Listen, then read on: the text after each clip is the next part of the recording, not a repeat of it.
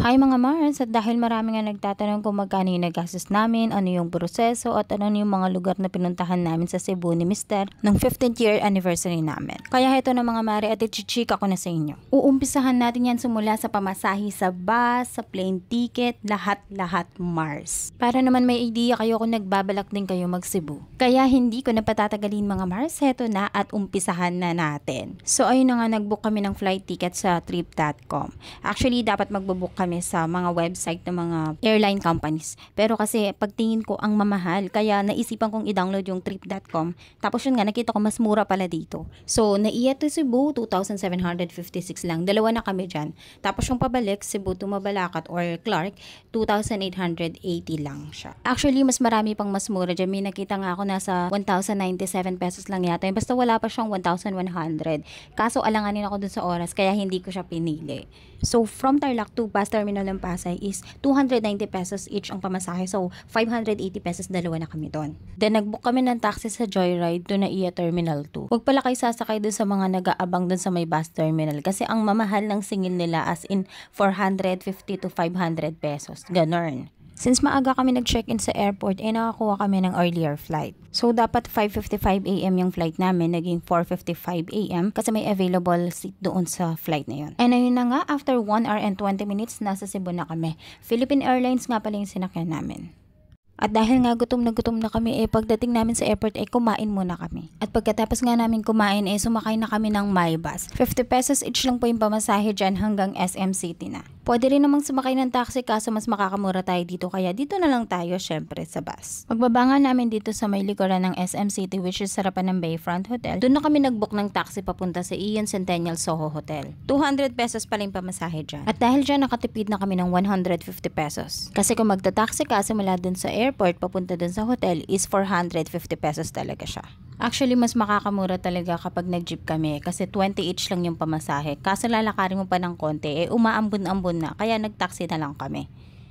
Dahil nga napaaga kami at 2 PM pa lang ang check-in time, iniwan muna namin yung mga bagahe namin dito sa may information desk. Tapos dumiretso kami dito sa may 7th floor, which is nandun yung swimming pool, gym, playroom, function hall, at nandun din yung view deck. O diba, ang ganda, halos tanaw na tanaw mo yung buong city. Dito nga pala kami nag-book for only 2,350 pesos per pax. 3 days, 2 nights na po sa hotel and 1 day city tour. Ilagay ko na lang po sa comment section yung link ng page nila. At dahil nainip na kami, naisip muna namin maglakad-lakad sa labas. Umabot kami dito sa may Robinson's Fuente. Wala rin naman kami maisip na bilhin, kaya bumaba din kami, lumabas din kami at naglakad-lakad ulit. Habang naglalakad-lakad nga kami, nakita namin tong bata na nagtitinda ng face towel. May mga keychain din siyang tinda, kaya bumili na kami dito. 7 pieces for 100 pesos nga pala yung benta nila, pero dahil pogi doy asawa ko, kaya binigay niya ng 10 pieces for 100 pesos. Sana all. Tapos may nakita nga kaming spa, kaya naman nagpa-massage na kami. Hay nako, hayok na talaga sa massage tong katawan ko, kaya nagpa-massage na talaga kami. Sobrang sarap na sarap nga ako sa massage ni ate at nakatulog pa ako. Buti na lang at hindi tumulo yung laway ko. Nag-serve pa nga sila ng libreng tea after ng massage, pero di ko naubos kasi lasang pabango. Oo, lasang pabango talaga mga Mars. Pasensya na hindi talaga ako sanay sa mga tea na ganyan dahil pang mumurahing tea lang ako. 325 pesos nga pala yung rate ng Swedish oil massage nila, and ang rate ko dito ay 10/10 dahil nakaka-relax talaga. After nga magpamassage nagutom kami, kaya naman naisipan namin kumain dito sa Winya Indian Restaurant. Actually, na-curious lang talaga kami kung anong lasa ng biryani, kaya kumain kami dito mga Mars. At ayun na nga, habang kumakain kami bigla kaming nagsisi kasi napag-isip-isip namin na hindi pala talaga namin kaya yung pagkain ng mga Indian dahil sobrang tapang nung lasa mga mare. Buti na lang talaga merong Japanese panipuri dito, kaya nawala yung lasa ng biryani sa bibig namin. After nga nun, nakabalik na kami ng hotel, nakapag-check-in na kami at heto nga pala yung view doon sa aming room. Natulog at nagpahinga muna nga kami at pagising namin ay 11 PM na. So bumaba kami, naghanap ng makakain. At dahil natakot na nga kami sa mamahaling restaurant, kaya kumain na lang kami sa Chowking. Wala hanggang doon lang talaga yung mga panlasa namin. Selo kami talaga. At bago nga kami bumalik sa hotel, naisipan namin bumili ng ibang mga needs namin dito sa may small grocery. At natuwa nga ako dito sa may counter nila. Sobrang ang taas, di ko abot Mars. So kinabukasan nga pala Mars, ito na yung pinakahihintay nating Cebu City Tour. So ayun na nga, at 9:30 AM ay sinundo na kami ng tour coordinator dito sa hotel. Una nga naming pinuntahan tong Heritage of Cebu Monument. Ito daw yung lugar na naglalarawan sa mga mahalagang pangyayari dito sa Cebu. Sunod naman itong Shamrock Pasalubong Center. Ito daw yung pinakasikat na pasalubong center dito sa Cebu City. By the way, flex ko nga pala yung napaka-approachable naming tour coordinator na si Chris. At ang dami nga talagang pasalubong na mabibili dito. Kasi marami din mga ganitong produkto na nabibili sa amin. Kaya naisip ko is bibiling ko na lang yung mga something unique. Yung mga products na dito ko lang talaga mabibili. Kaya nang makita ko tong special material na mukhang barnuts ang itsura, kumuha agad ako. Kumuha rin ako nitong pinyato na parang peanut brittle siya pero naka-form siya ng pabilog. At itong peanut kisses na sobrang gaan lang. Ayun nga at tag 20 pesos lang kaya dinamihan ko din yung kuha ko. Kumuha din ako nitong kasoy tart nila. Salvaro, mukha siyang otap pero sobrang nipis lang nito. At dried green mango. After nga naming mamili ng pasalubong, dumiretso na kami dito sa Magellan's Cross. Sabi nila mag-alig daw ng kandila para padasal. So sinunod ko naman. Then dumiretso kami dito sa Basilica de Santo Niño, which is katabi lang ng Magellan's Cross. So pumasok nga kami ng simbahan. Medyo natakot pa nga ako mag-video dyan kasi may nakalagay dun sa labas na bawal mag-take ng pictures or mag-video kapag ongoing yung mass. So may mga nagdadasal kasi dun sa labas. Tapos ang dami pang guards na paikot-ikot. Kaya pasimple na lang ako nag-video dyan. Then sunod naming pinuntahan tong La Parisian Wine Library, which is napakaganda talaga ng lugar, very Instagrammable talaga mga Mars. And inform ko lang kayo na meron palang 100 pesos entrance fee dito. Pero sulit na sulit mo talaga yung entrance fee na babayaran mo dito Mars. Ayan nga, at tumawra-araw pa kami ng mister ko, 'di ba?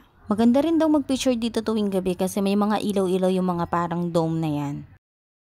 After nga nun, dito kami dumiretso sa may Philippine Taoist Temple. Alam nyo ba Mars na naitayo to noong 1972 ng mga Filipino-Chinese community dito sa Cebu? At located naman to dito sa Beverly Hills Subdivision dito sa Lahog, Cebu. Bawal nga paling maingay dito Mars kaya pagdating mo dito kailangan behave ka muna. Bawal din mag-picture dito sa may altar pero pwede naman mag-picture kahit saan dito sa may labas. Bilang respeto din naman sa culture nila. At dahil nga alas 12 na ng tanghali at umiiyak na yung mga bulatin namin sa tiyan, ay dumiretso kami sa may Rico's Lechon dito sa may Ayala Mall, Cebu. Ang serving nila ay per timbang pero meron din naman silang isang buong lechon. Marami rin naman silang ibang menu na sinaserve, hindi lang lechon. Ang 1 cup of rice nila dito ay isang cute na kaldero. At nung sinerve na nila, nagulat kami kasi ang dami na pala ng 500 grams. At totoo nga, ang Chismis Mars, talagang masarap pala talaga yung lechon nila dito. Malasa siya hanggang sa loob at napaka-juicy niya. Hindi lang talaga kami nag-enjoy dun sa balat kasi napakakunat niya, singkunat ng sinisingil mo Mars. At marami na ring mga sikat na celebrity at personality ang kumain dito. Siguro nga na kumain dito si Senator Tulfo hindi makunat yung balat na binigay nila. After nga kumain ay for the go na naman kami at may energy na naman maglibot at mag-selfie-selfie. At pagkatapos ng isang oras na biyahe ay nandito na nga kami sa Sirao Garden. Ito yung tinatawag nilang Little Amsterdam of Cebu. Alam nyo ba na hindi naman talaga tourist spot to dati? Dati lang daw talaga itong taniman ng mga bulaklak na hina-harvest nila tuwing undas. Pero one time may namili daw na maraming bulaklak, tapos naisipan niyang videohan at picturean yung mga bulaklak. So ayun, nakita nila yung potential ng lugar na pwede pala itong maging tourist spot. Although marami namang bulaklak kaso hindi pa talaga ito yung season kaya marami pang hindi nagbo-bloom. Na-amaze nga ako dito sa halaman na to na parang talong siya na kulay yellow. Sobrang dami nito dito Mars, muntik na nga akong kumuha at ilagay sa pinakbit Isa pa tong parang cactus na pabilog, ampaw lang yan, parang brako walang laman sa loob Mars.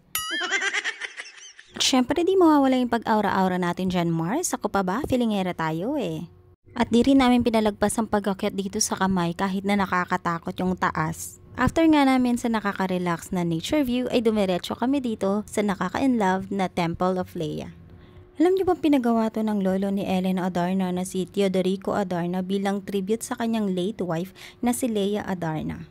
This temple symbolizes their unending love and her legacy. Naka-display lahat dito yung mga collections ng late wife niya.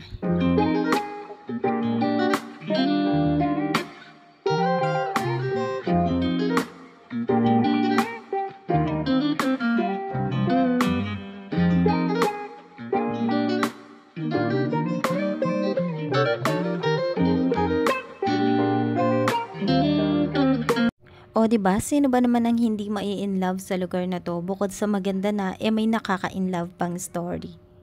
At dahil around 4 PM na, babiyahin na kami papunta sa aming last destination. At para makarating doon, kailangan naming dumaan dito sa pinakamahabang tulay sa Pilipinas, which is yung CCLEX.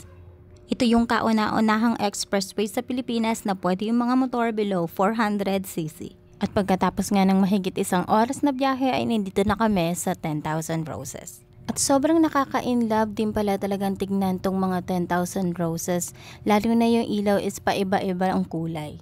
At sa sobrang dami ng tao ay halos di ka na makadaan sa gitna. At pagpasok nyo nga dito sa loob ay meron din silang cafe kung gusto nyong mag-relax. Kaso kami, mas inuna talaga namin yung selfie, syempre. Alam nyo naman ang mari nyo, sobrang filingera, diba? Around 7 PM nga ay bumiyahin na kami pabalik ng city at hinatid na kami sa kanya-kanya naming mga hotel. Kinabukasan nga ay nag-check out na kami sa hotel at 10 AM. Pero iniwan pa rin namin yung mga luggage namin dun sa may hotel. Dahil magdi-DIY tour naman kami ngayong araw na to. Kaya ayun, nag-rent kami ng single na motor dito sa Cebu Rent a Bike.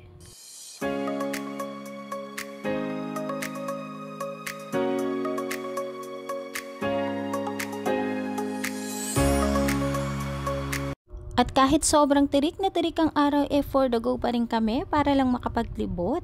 At dinaanan pa nga namin tong ginagawang tulay at pinakain kami ng pagkarami-raming alikabok nitong mga van na nauna. Akala ba naman ay gutom kami? At pagdating nga namin dito sa Balamban ay sobrang lamig ng klima. Akala mo ay nasa Tagaytay ka. At mararamdaman mo na talaga na malapit ka na sa pupuntahan mo dahil sobrang dami na nagtitinda ng halaman sa daan.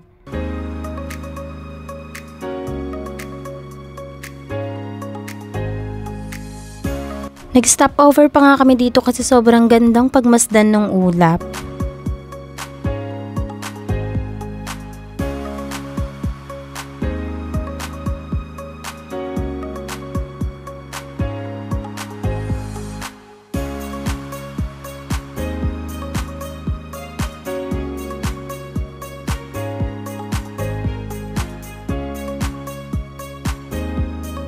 And after ng mahigit 1 oras na biyahe ay nakarating din kami dito sa Buwakan ni Alejandra.